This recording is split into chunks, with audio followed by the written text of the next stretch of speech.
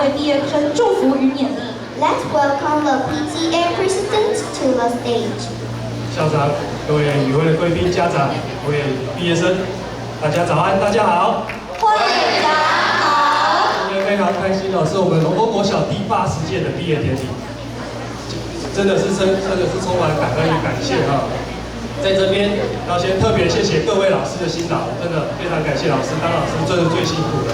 再来要跟同学们互相勉励，孩子们，我们已经长大了，要开始学习对自己认真负责，事事要认真的去面对，然后也要有独立思考的能力。人生有很多事情，当我们想通了以后，会变得事半功倍。面对未来，我们要大胆的想象，努力的去追求。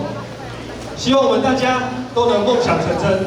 最后，祝福各位毕业快乐，谢谢。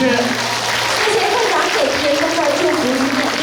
Thank you, the PTA president, to show blessing to our grade 8.